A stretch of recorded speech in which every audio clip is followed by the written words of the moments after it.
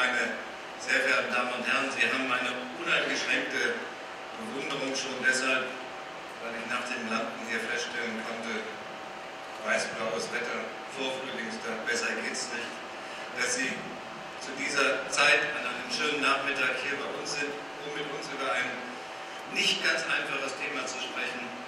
Das verdient wirklich allen Respekt. Lieber Christian, heute Morgen, ich weiß nicht, ob es jemand gehört habe, wurde ich schon alle Herrgottsfrühe vom Bayerischen Rundfunk interviewt. Und ich konnte gerade so in der Anmoderation mitkriegen, dass der Moderator fast vorwurfsvoll angekündigt hat, jetzt einen Interviewgast zu haben, der verdächtig oft in Bayern sei, sich in Bayern aufhalte. Ich sage das zu Beginn, um keine Missverständnisse aufkommen zu lassen. Ich beabsichtige nicht, nach Bayern umzuziehen. Aber ich sage ebenso, ich komme gern. Ich habe inzwischen sogar, das hat der ein oder andere gesehen, den Starkbieranstich auf dem Nockernberg einigermaßen unfallfrei überstanden. Bin also unbeschädigt nach Berlin zurückgekommen und deshalb gerne wiedergekommen, um mit Ihnen heute, wie soll ich sagen, über eine ganz schwierige Zweierkiste zu reden, nämlich über das Verhältnis von Kultur und Politik. Und wenn man darüber redet und auch nur einen einzigen Satz sagt, dann weckt das in aller Regel schon Verdacht. Und zwar ganz unterschiedlich. Ein Moderator heute Morgen zum Beispiel den Verdacht, die SPD wolle sich heute Nachmittag mit ein paar Künstlern einen schönen Nachmittag machen. Ich persönlich, meine Damen und Herren, hätte gar nichts dagegen, wenn das ein schöner Nachmittag wird. Aber schön wird er garantiert nicht, wenn er einfach nur gemütlich ist, sondern worum es hier heute geht, ist für viele Menschen, das haben wir eben gehört in unserem Lande, was ganz Existenzielles. Und immer wenn wir über Kunst und Kultur reden, stelle ich fest, wird das Thema Geld gerne etwas vermieden. Die Frage aber, wie leben Künstler eigentlich von der Kunst? Und wie insbesondere leben Künstler von der Kunst in der Zeit des Internets, in der Zeit des Digitalen? Das ist eine Frage, die ist für die meisten Künstler bisher jedenfalls unbeantwortet. Eben als ich herflog, habe ich ein bisschen auf meine Sitznachbarn geachtet, die überwiegend nicht FAZ und nicht Süddeutsche Zeitung gelesen haben, sondern da stellen Sie auch fest, wenn Sie im Flugzeug unterwegs sind, die meisten lassen sich die Bunte und die Gala. Und wenn man dann so sieht, wie die meisten darin blättern, dann sind da im Augenblick große, ganzseitige Doppelseiten-Serien, entweder über die Berlinale oder über die gerade zu Ende gegangene Oscar-Preisverleihung. Wunderbare Bilder, Glitzerwelt, teuerste Roben, hübsche Menschen, anders als wir, faltenfreie Gesichter. Aber wenn die Bilder da abgedruckt sind heute und von den Menschen mit Freude und Interesse betrachtet werden, dann ist das, was abgebildet ist, alles schon wieder Vergangenheit. Jetzt, ein paar Tage später, nachdem die Bilder entstanden sind Natascha, die roten Teppiche, alle wieder eingerollt. Die Realität ist zurück. Und die besteht für Künstlerinnen und Künstler und ich vermute für die allermeisten derjenigen, die auf Aftershow-Partys gehen und die wir gelegentlich dort sehen. Die Realität besteht für die allermeisten Künstlerinnen und Künstler eben nicht aus Edellimousinen, nicht aus Cocktailpartys und nicht aus Gala. Der ganze Glamour, den wir da sehen, gelegentlich im Fernsehen, häufiger auf Fotos in den Zeitungen, der darf nicht darüber hinwegtäuschen,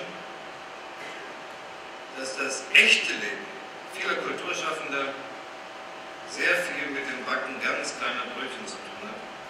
Und dass die Kreativität häufig weniger für die Kunst selbst gebraucht wird, als vielmehr dafür, am Monatsende noch irgendwie über die Runden zu kommen. Und das ist doch eigentlich erstaunlich, wenn man sich Gedanken darüber macht. Denn Kultur ist nicht die Sahne auf dem Kuchen, sondern sie ist die Hefe im Teig. Der Satz ist nicht von mir, der Satz ist von Johannes Rau. Und ich finde, Er hatte recht damit.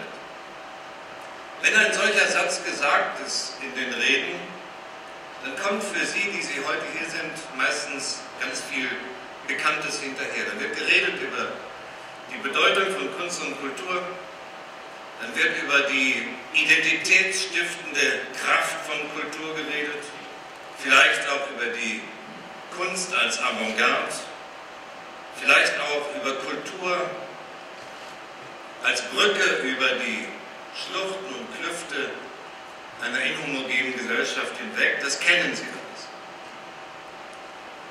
Aber über eines wird vielleicht seltener geredet, über Kunst und Kultur als manchmal erschreckend präziser Gradmesser für Stimmungen und Strömungen im Volke, die irgendwann beginnen, auch die Politik zu dominieren, Politik zu beeinflussen und dann zu dominieren. Das ist mir vor kurzem noch mal ganz klar geworden, ganz deutlich geworden beim Lesen eines Buchs und eines Autors, der mir eigentlich bisher gar nicht so furchtbar nah war.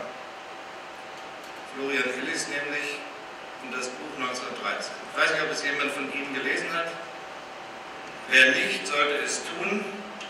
Es ist wirklich eine ganz faszinierende Momentaufnahme eines Jahres, 1913, zunächst in der Kunst- und Kulturszene, wenn Sie so wollen, im alten Europa.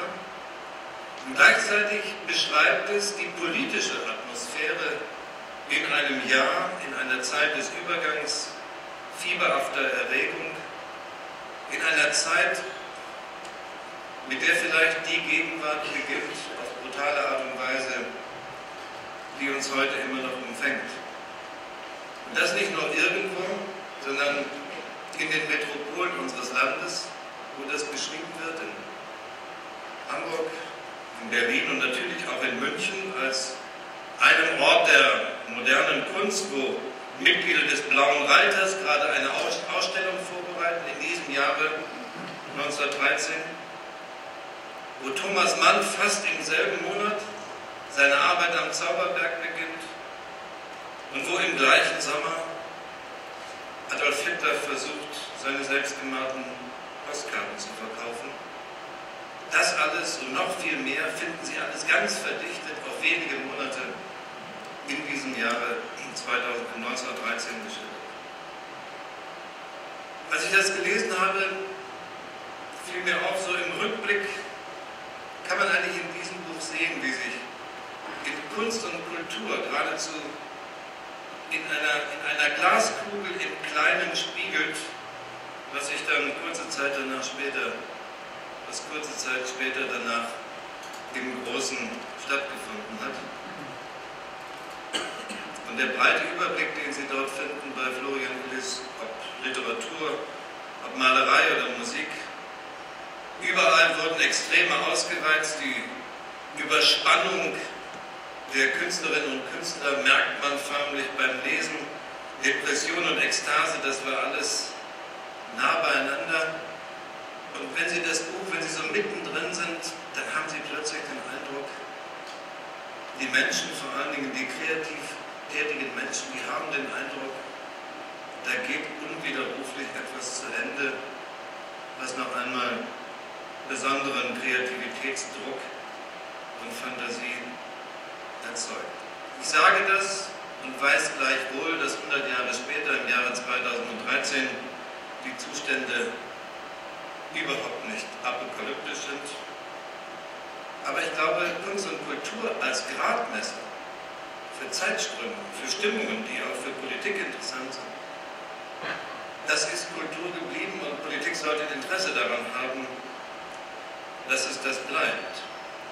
Und weil das so ist, weil dieses Interesse von Politik erhalten bleiben sollte, wünsche ich mir von der Politik, dass die Würdigung von Kunst und Kultur manchmal deutlich über das hinausgehen, was wir alle gelegentlich tun, nämlich Sonntagsreden dazu zu halten oder wozu Hilmar Hoffmann schon vor Jahren aufgefordert hat, die Künste nicht nur als Zitatenschatz zu würdigen, da wo das gerade mal in Reden passt, sondern sie wirklich zu achten und wertzuschätzen. Darum geht es eigentlich.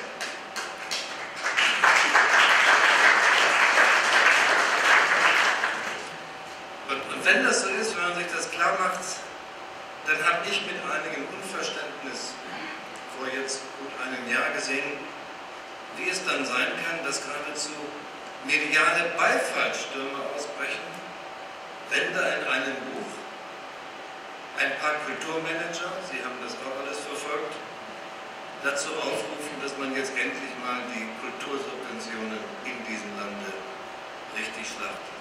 Man muss sich wundern, dass das nicht in erster Linie Kritik hervorruft, sondern geradezu Beifallsstürme. Eine Gesellschaft, die Kunst und Kultur nicht wertschätzt, das ist meine Überzeugung, ist sich selbst nichts wert.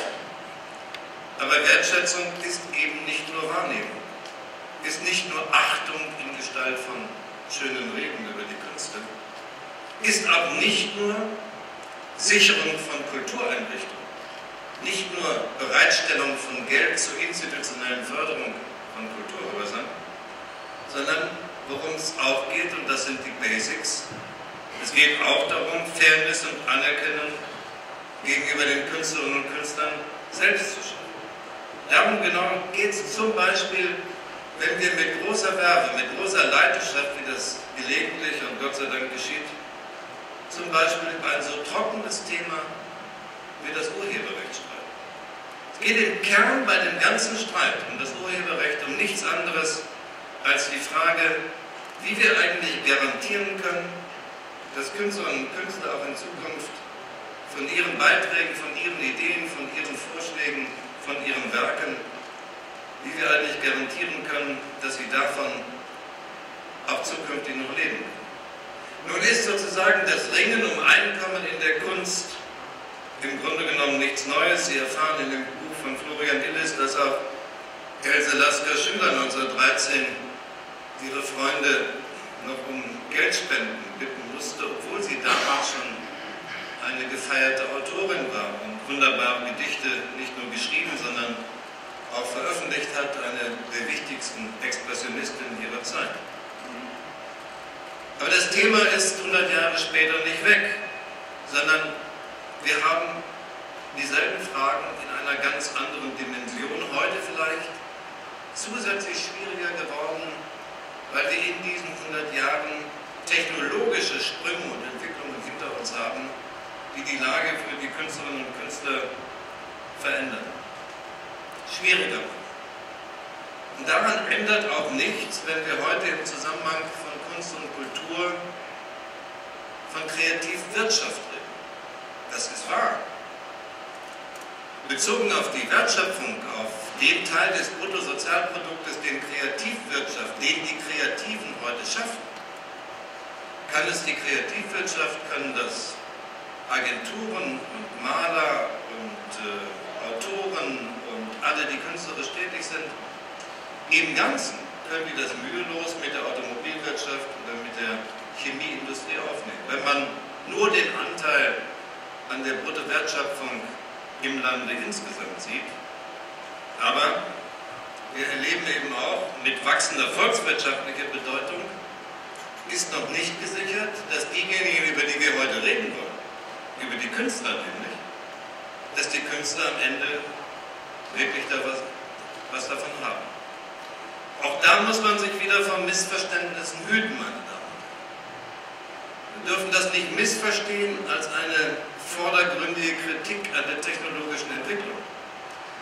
Insbesondere, und das wäre in Fragen der Kultur völlig falsch, insbesondere ist es nicht eine banale Kritik an dem Neuen, was da stattfindet, sondern wir brauchen ein fortgeschrittenes Verständnis, in dem wir auf der einen Seite wissen, dass viele Künstler heute ohne digitale Verbreitung ihrer Kunst gar nicht mehr auskommen. Auch Künstler brauchen das Netz, brauchen die Entfaltungsmöglichkeiten, auch Werbungsmöglichkeiten, die sie im Netz erst haben.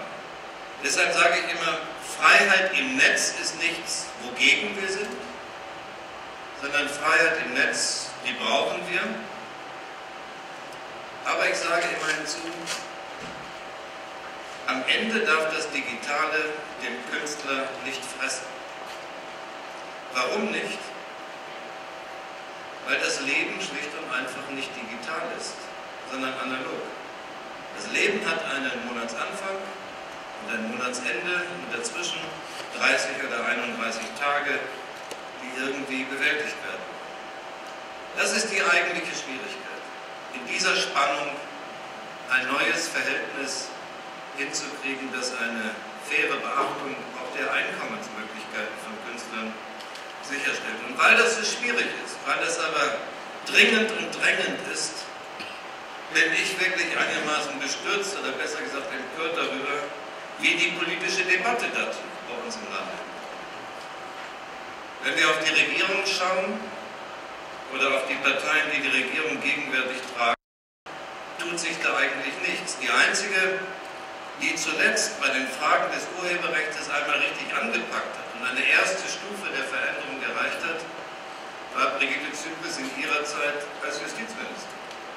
Das liegt jetzt fast eine Legislaturperiode hinter uns. In den 4 Jahren, die danach kamen, 3,5 Jahren, bewegt sich nichts. Und das ist deshalb gefährlich, weil nach meiner Beobachtung, ich weiß nicht, was die Betroffenen gleich dazu sagen, nach meiner Beobachtung erleben wir durch das Nichtstun auf der politischen Ebene im Augenblick eine Verhärtung der Position.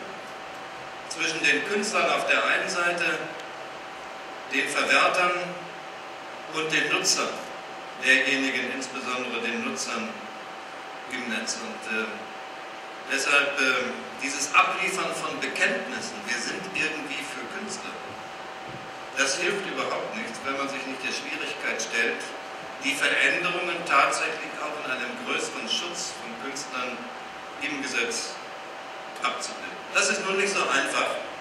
Wir haben uns sehr gründlich überlegt, wie man auch überhaupt in die Nähe von möglichen Lösungen kommt.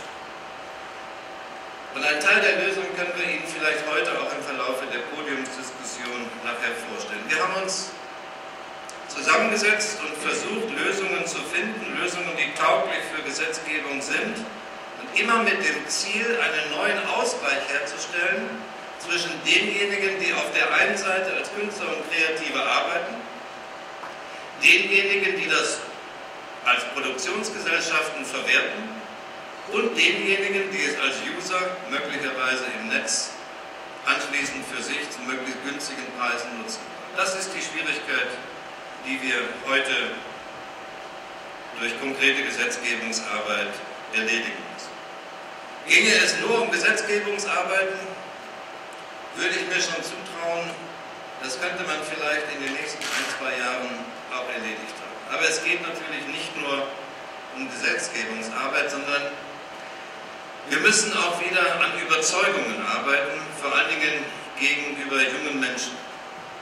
Da hat sich bei der Etablierung des Internets etwas breit gemacht, was von einigen als Gratiskultur oder das Gefühl von Gratiskultur beschrieben worden ist. Wir müssen wieder begreiflich machen, das ist Teil dieser Überzeugungsarbeit, von der ich rede, wir müssen wieder begreiflich machen, dass Kunst oder überhaupt fremde Ideen, nur weil sie im Internet sind, nicht einfach frei verfügbar und für jeden kostenlos zu haben sind.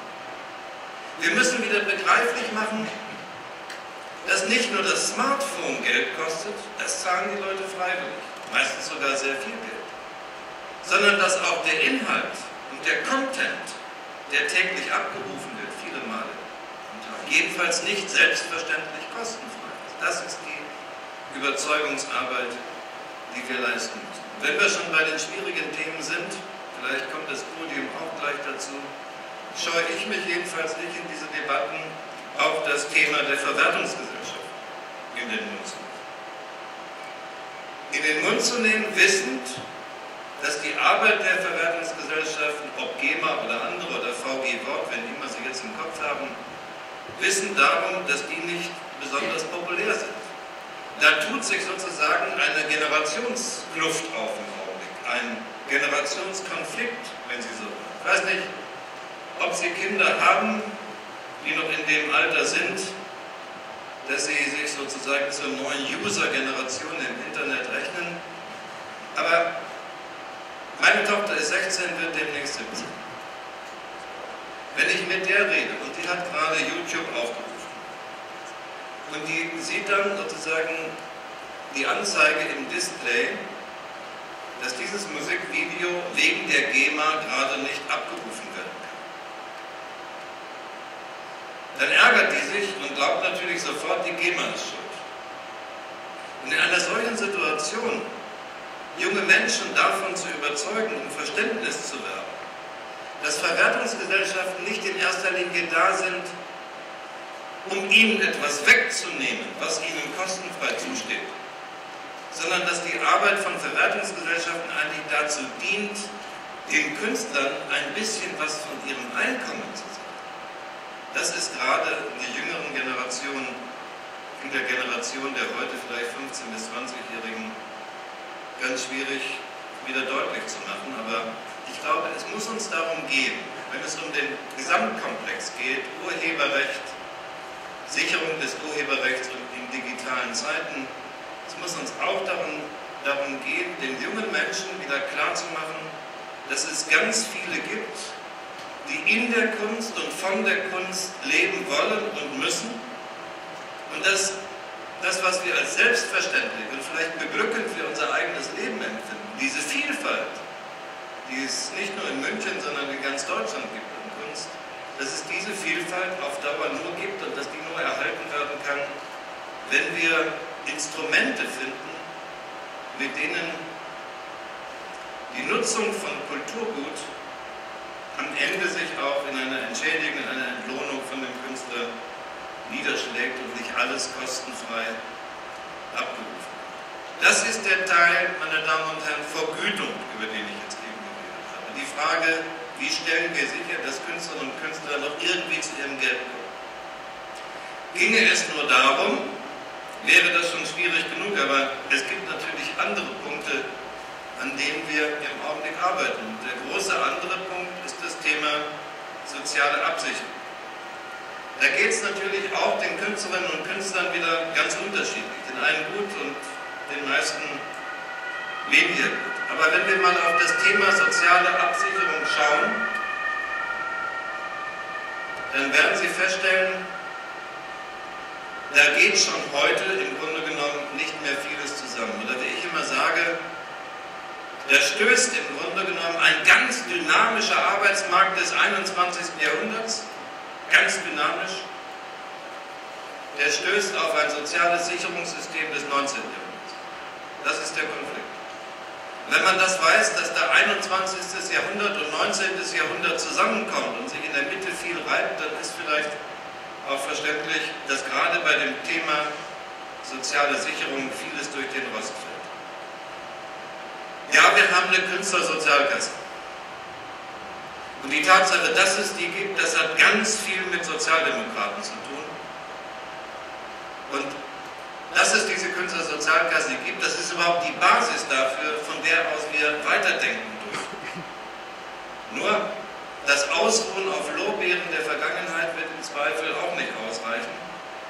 Andersherum gesagt, die Künstlersozialkasse ist notwendig, aber sie darf auch kein Lorbeerkranz sein, kein Ruhekissen sein, auf dem wir uns in Zukunft ausruhen, sondern andersherum, das wird, glaube ich, ein Schritt raus. Wenn Künstler, so unser Anspruch, wenn Künstler auch in 10 Jahren noch sagen sollen, das mit der Künstlersozialkasse war eine gute Idee, die trägt, dann müssen wir uns jetzt daran machen, diese Künstlersozialkasse auch zukunftsfest zu machen. Und ginge es nur um die Künstlersozialkasse, kann ich wiederum sagen, wäre das vielleicht auch noch ein Thema, das man in vergleichsweise kurzer Zeit einer Lösung zuführen könnte, ist schon schwer genug. Da muss man den Sozialminister, den Finanzminister, andere beteiligten Ressorts unter einen Hut bringen. Aber in Wahrheit betrachtet, meine Damen und Herren und die Eingeweihten unter Ihnen, ich bin sicher, einige sind darunter, die Wahrheit ist noch ein bisschen komplexer. Weil am Ende darf es auch nicht so sein, dass die Künstlersozialkasse sozusagen der Notnagel für alles ist. Sagen die Aufnahmestelle sozusagen eine Resteaufnahmestelle für all diejenigen, die irgendwann in ihrem Leben mal was mit Kultur zu tun gehabt haben. Das kann auch nicht sein, das würde eine Künstlersozialkasse sprengen. Und deshalb geht es eben zusätzlich auch noch darum, die klassischen Sozialversicherungssysteme, klassische Rentenversicherung zum Beispiel, die klassische Krankenversicherung auf den Stand der Dinge zu bringen, zur Kenntnis zu nehmen, dass es ganz viele gibt, gerade unter den Kreativen, aber inzwischen nicht mehr nur dort, die nicht langjährig und ohne Unterbrechungen im Beruf sind, dass es ganz viele gibt, jetzt wirklich zugespitzt im Bereich der Kreativwirtschaft, die in ihrem Leben ständig wechseln zwischen abhängiger und selbstständiger Beschäftigung. Natürlich ganz viele, die keinen Arbeitstag von 9 bis 5 haben, sondern eher von 5 bis 9. Und weil das so ist, muss es uns eben gelingen, nicht nur die Künstlersozialkasse zu modernisieren, sondern wir müssen auch die klassischen Sozialversicherungen dahin bringen, dass diese veränderte Realität sich in den Sozialversicherungen stärker abbildet. Wenn Sie wissen wollen, warum, dann sage ich Ihnen zum Beispiel ein Beispiel. Von den Künstlerinnen und Künstlern, die arbeiten, rutscht dann, wenn sie arbeitslos werden, ungefähr 1/3 dieser Leute rutschen sofort durch in die Grundsicherung. Viele von denen, die heute hier sind, die unter den Besuchern sind, kennen das System ein bisschen anders. Die wissen eigentlich, dass es eine Arbeitslosenversicherung gibt und dass man, bevor man auf die Grundsicherung zurückfällt, zunächst mal Arbeitslosenversicherung in Anspruch nehmen kann. Funktioniert aber bei den Künstlern nicht. Zum Beispiel deshalb, weil die Rahmenfrist, die wir dort haben, nicht ausreicht. Wir brauchen da eine Erweiterung der Rahmenfrist auf 3 Jahre, damit überhaupt entsprechende Anwartschaftszeiten erreicht werden können, damit überhaupt entsprechende Anwartschaften geschaffen werden. Meine Damen und Herren, wenn ich versuche jetzt in einigen wenigen Minuten, die ich hier vorweg habe, ein bisschen was von den Defiziten und Lücken zu sagen, die wir in unserem gegenwärtigen System haben, dann mögen Sie das vielleicht in dieser Aufsummierung für etwas übertrieben halten, weil Sie alle den einen oder anderen Künstler kennen, dem es gut geht.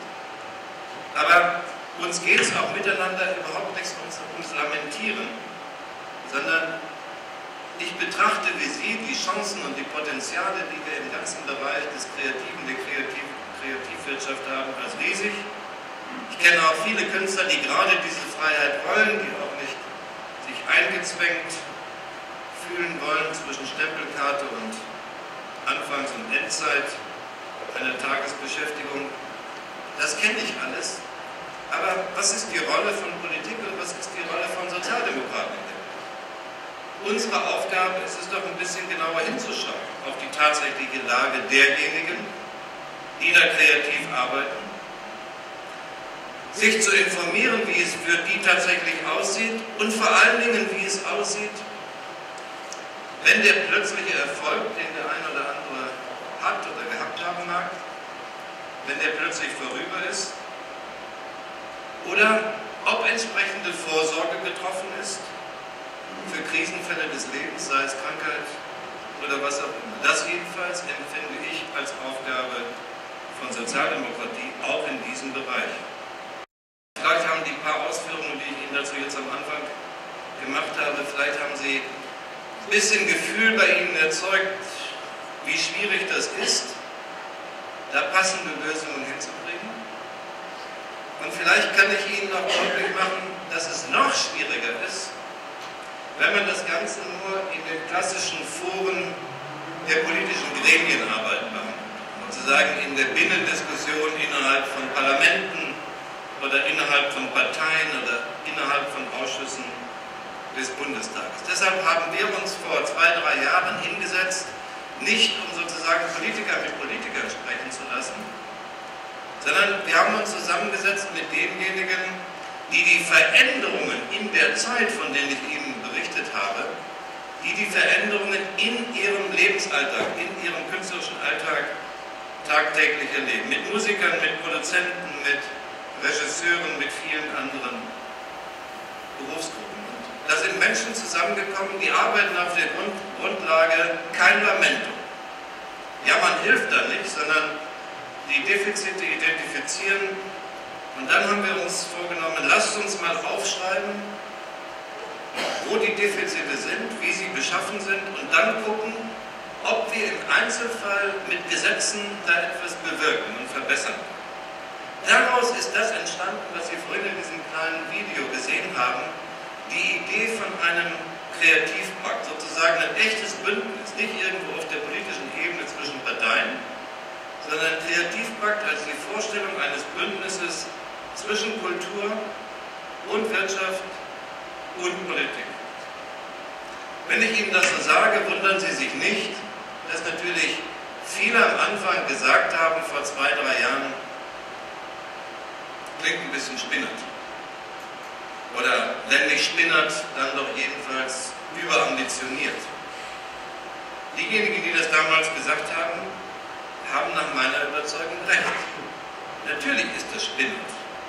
Natürlich ist das zu ambitioniert. Ich sage Ihnen nur, gerade wenn man so eine anspruchsvolle Perspektive wählt, nennen Sie es Vision oder nicht, gerade wenn die Perspektive anspruchsvoll ist, dann erlebt man, dass auf dem Weg dahin sich ein paar ganz gute Ideen und Vorschläge ereignen, in der Diskussion ergeben und vieles davon, auch das habe ich erlebt jetzt in den letzten 2 Jahren, vieles davon ist schon in parlamentarische Aktivitäten, in Debatten im Deutschen Bundestag eingeflossen. Das hat einer am letzten Freitag schon erwähnt. Darf ich auch mal sagen, vielleicht können Sie das nachvollziehen. Wenn Sie heute eine Bundestagsdebatte schauen, dann sehen Sie regelmäßig, sagen wir mal, die großen Debatten zwischen den Parteien über den Haushalt, über die Arbeitsmarktpolitik, über den Mindestlohn, über die Gesundheit und Gesundheitspolitik. Das alles erleben Sie im Deutschen Bundestag. Aber wann haben Sie es jemals erlebt, dass der Deutsche Bundestag in seiner Kernzeit, zur besten Fernsehsendezeit am Freitagmorgen, über Kulturpolitik diskutiert hat? Immerhin, auch das ist eine Konsequenz dieser Arbeit am Kreativpakt, dass wir am Freitagmorgen dazu mit Medienbeobachtung und Fernsehberichterstattung zum ersten Mal ausführlich im Deutschen Bundestag diskutiert haben. Wir sind mit der Arbeit, weiß Gott, nicht am Ende. Und gleich, wenn Sie die Debatte verfolgen, wird Ihnen das an vielen Stellen auffallen. Ich sage nur, meine Bilanz bisher, die letzten 2, 3 Jahre, haben sich gelohnt. Es hat sich gelohnt, mal ein gutes Stück aus den Ritualen traditioneller Kulturpolitik auszubrechen, mal nicht darüber zu streiten, wie kriegen wir 1 Million mehr hin für den Film oder 1 Million mehr für den modernen Tanz, sondern zu sagen, es geht hier überhaupt nicht um die Verteilung von Goodies, sondern um ganz was anderes. Über die Sicherung von Strukturen, die Künstlerinnen und Künstlern auch in Zukunft noch ein Leben in und von der Kunst ermöglichen. Und das, was dazu jetzt mittlerweile aufgeschrieben ist, das ist eben auch mehr als nur eine Ansammlung von Ankündigungen, sondern das ist eine Art Programm für Kulturpolitik in der Zukunft geworden. Und in der Tat, Natascha, wer das Geschäft kennt, der weiß auch, das ist jetzt in den nächsten Jahren kein Durchmarsch auf dem roten Teppich, sondern da wird man sich jetzt anlegen müssen, da wird man sich streiten müssen zwischen Parteien und insbesondere Kulturpolitikern anderer politischer Orientierungen, die das möglicherweise anders sehen. Aber ich bin da inzwischen ganz optimistisch. Mit der Arbeit, die hinter uns liegt, haben wir uns ein ganz, ganz ordentliches Fundament geschaffen, mit dem wir argumentationsfähig sind, und wenn wir das beherzen, was vorhin gesagt wurde, dass wir uns diesen Tatendrang und den Optimismus, den es in der Kulturbranche gibt, wenn wir uns das auch in der Politik sichern, dann kommen wir auch mit einem solchen anspruchsvollen Projekt wie mit dem Kreativpakt zu einem Ergebnis. Ich danke Ihnen herzlich fürs Zuhören.